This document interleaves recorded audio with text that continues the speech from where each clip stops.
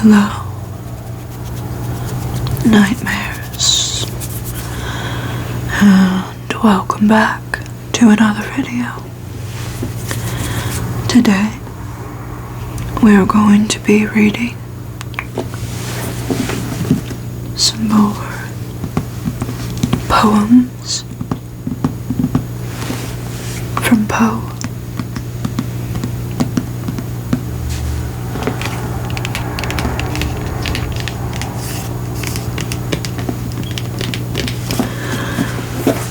A little disclaimer before we start. The city around me is waking up. It's about 6 o'clock in the morning, so you will hear traffic sounds going by. I can't control them, sadly. I hope they don't bother you that much. But this is an apology in advance before we start reading. So, last time I read a few poems from this story here, this book, and I thought, since it's 16 degrees outside and I can't be out there and you can, come here and hang out with me while we read together. If you like, you could grab a drink, grab a snack, grab a blanket, and we can spend some time together. I'm gonna grab a drink.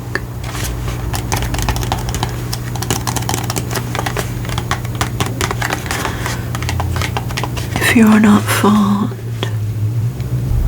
of mouth sounds, I greatly apologize yet again, but as you're sure, certain, and know, reading is parching work.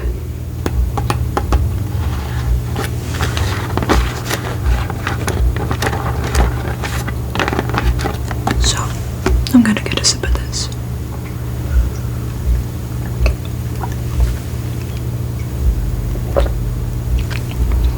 If you're curious, it is BioSteel in the cherry lime flavor. Not sponsored. Hopefully one day. So, let's just get right into it. So, today I'm gonna read to you To Helen, the Haunted Palace. And I'm gonna read to you... I'm not certain if I've read Lenore or not. I guess we'll find out, but I'll read it anyway. I should have did these in order. Well, actually, because I'm not certain if I've read Lenore or not, I know I haven't read Dorado, so I will read that one. So, to page 473 we go.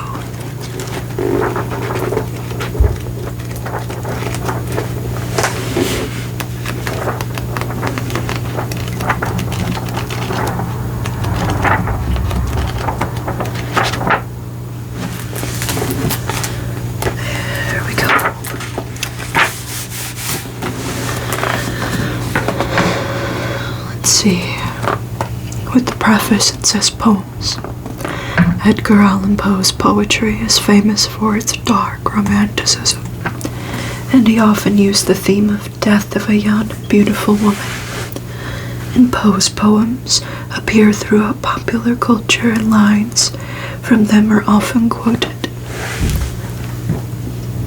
So, get nice and cozy, and I'm going to read you some Poe for your woes. To Helen, Poe wrote this poem in honor of the mother of a childhood friend, Jane Stannard, whose death caused him great grief, and using the name Helen rather than Jane may have been a way to evoke the strength and nurturing power of Helen of Troy.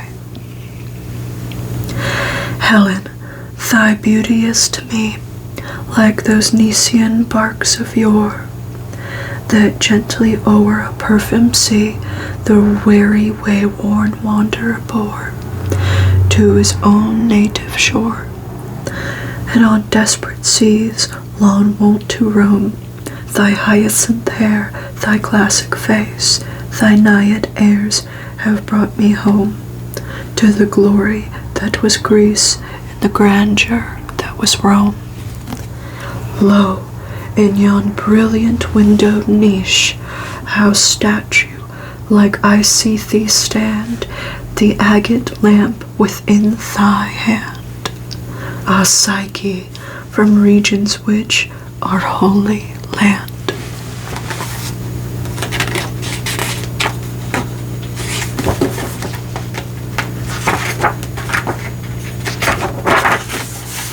The Haunted Palace.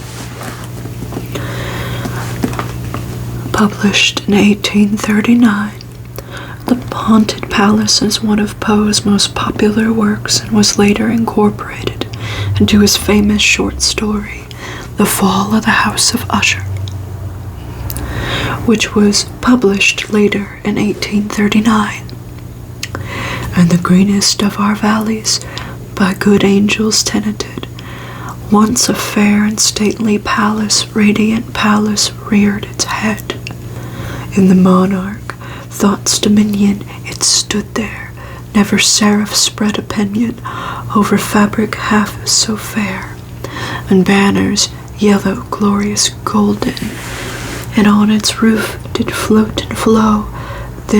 All this was in the olden time long ago, and every gentle air that dallied in that sweet day, along with ramparts plumbed and pallid, a winged odor went away, and wanderers in that happy valley through two luminous windows saw spirits moving musically to a lute's well-tuned law, and round about a throne where sitting in his state glory well befitting, the ruler of the realm was seen, and all with pearl and ruby glowing was the fair palace door, and through which came flowing, flowing, flowing, and sparkling evermore a troop of echoes whose sweet duty was but to sing, and in the voices of surpassing beauty the wit and wisdom of their king. But evil things in robes of sorrow assailed the monarch's high estate. Ah, let us mourn, for never morrow shall dawn upon him desolate, and around about his glory the home that blushed and bloomed is but a dim remembered story of the time old entombed, and travelers now within the valley through the red litten windows see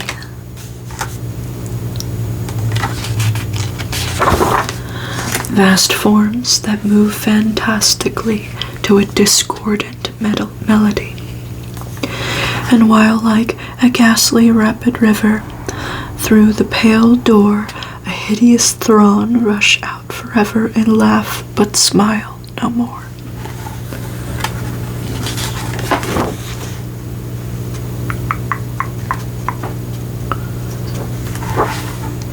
Let's see. We're just gonna read Lenore too. Why not? If I've read it already. Ah, broken as the golden bowl, the spirit flown forever, and let the bell toll. A saintly soul floats on the Stygian river. Ah, guide devour, hast thou no tear? Weep now or nevermore, and see on yon drear and rigid bier Low lies thy love, Lenore. Come, let the barrier rite be read, and let the funeral song be sung, an anthem for the queenliest dead that ever died so young. A dirge for her, doubly dead, and that she died so young, and wretches ye who loved her for her wealth, and hated her for her pride. And when she fell in feeble health, ye blessed her that she died. And how shall the ritual then be read, the requiem how be sung? By you, by yours, the evil eye, by yours, the slanderous tongue, that did to death the innocents that died, and died so young? Peccavicamus, but rave not thus, and let a Sabbath song go up to God so solemnly, the dead may feel no wrong. The sweet Lenore hath gone before with hope that flew beside, and leaving thee wild for the dear child that should have been thy bride. For her the fair and the debonair that now so lowly lies.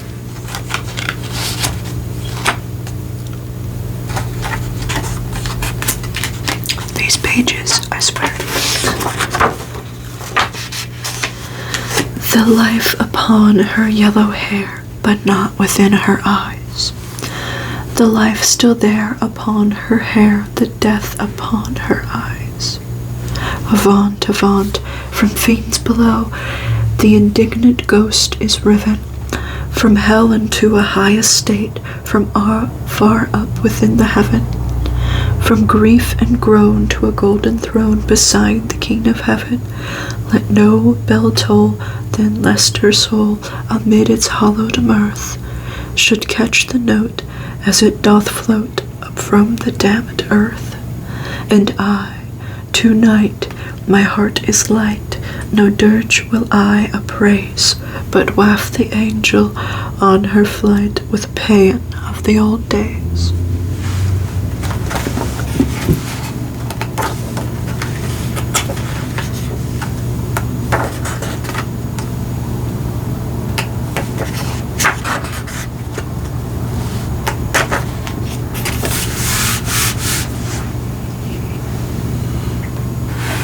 Dorado, gaily bedight, a gallant knight in sunshine and shadow, had journeyed long, singing a song in search of Dorado.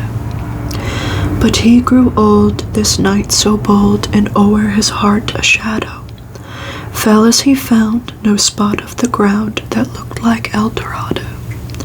And as his strength failed him at length, he met a pilgrim shadow. Shadow, said he, where can it be, this land of Dorado? Over the mountains of the moon and down the valley of shadow, ride boldly, bride. And the shade replied, if you seek for Dorado.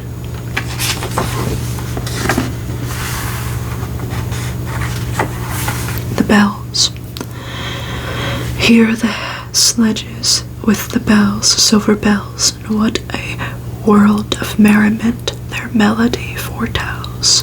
How they tinkle, tinkle, tinkle in the air icy of night, while the stars that oversprinkle all the heavens seem to twinkle with crystalline delight, keeping time, time, time, in short of a runic rhyme, that to the tintillabitation that so musically wells from the bells, bells, bells, bells, bells, bells, bells, from the jingling and the tinkling of the bells.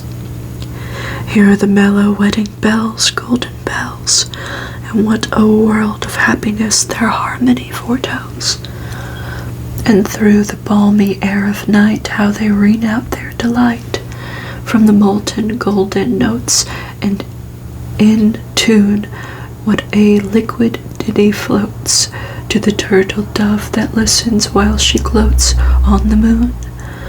Oh, From the sounding cells, what a gush of euphony voluminously wells, how it swells, how it dwells on the future, how it tells of the rapture that impels to the swinging and the ringing of the bells, bells, bells, of the bells, bells, bells, bells, bells, bells, bells, to the rhyming and the chiming of the bells. Hear the alarum bells, brazen bells, and what a tale of terror now their turbulency tells. In the startled ear of night, how they scream out their affright. Too much horrified to speak, they can only shriek, shriek out of tune. In a clamorous appealing to the mercy of the fire, in a mad expulsation with the death and frantic fire, leaping higher, higher, higher, with a desperate desire and a resolution endeavor, now to sit or never, by the side of the pale-faced moon. Oh, the bells, bells, bells, what a tale their terror tells of despair, and how they clang and crash and roar, and what a horror they outpour, and on the bosom of the palpitating air, and yet the ear it fully knows, by the twining and the clanging, how the danger ebbs and flows, and you hear the ear instinctively tells, in the jangling and the wrangling, how the danger sinks and swells. And by the sinking, or by the swelling, and the anger of the bells, of the bells, of the bells, bells, bells, bells, bells, bells, bells, bells, and the clamor and the clangor of the bells. Hear the tolling of the bells, iron bells, in what a world of solemn thought their monody compels. And in the silence of the night, how we shiver with affright at the melancholy menace of their tone, for every sound that floats from the rust within their throats is a groan. And the people, ah, the people, they that dwell up in the steeple all alone, and who, tolling, tolling, tolling, in that muffled monotone, feel a glory in so rolling on the human heart a stone. They are neither man nor woman, they are neither brute nor human, they are ghouls, and their king is who it tolls, and he rolls, rolls, rolls, rolls, a pain from the bells, and his merry bosom swells. With a pain from the bells, he dances and yells.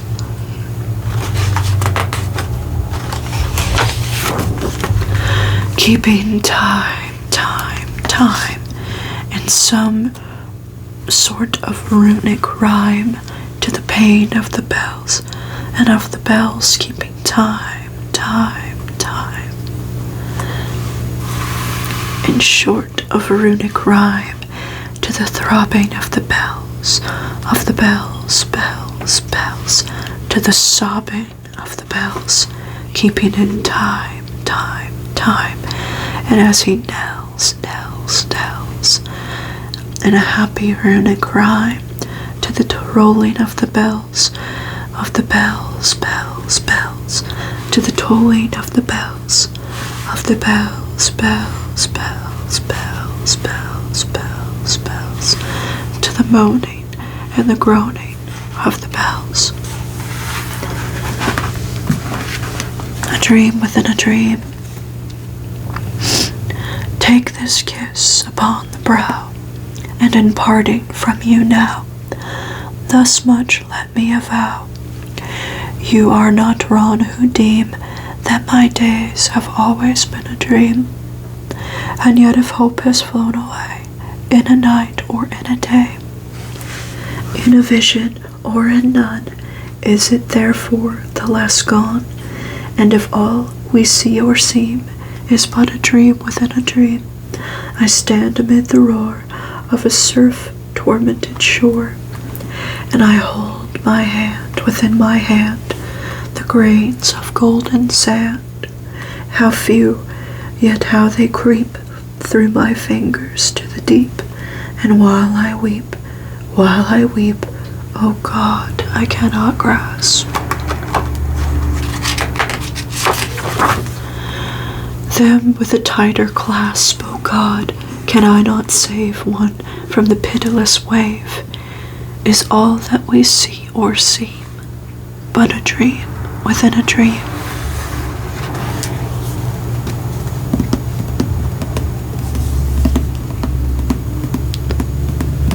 The sun is up now.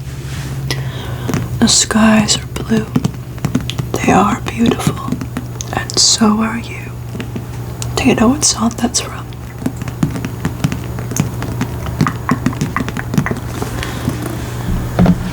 Thank you for hanging out with me and taking a moment to breathe and tolerating the traffic and my creaky chair. Thank you so much. I appreciate all of you. It's dawned on me. We're almost 200 subscribers. My heart is so full of gratitude. I'm thinking up a 200 sub special, and I can't wait to share it with you. I hope you have a good night, a good morning, a good evening, a good day, and above all, I hope you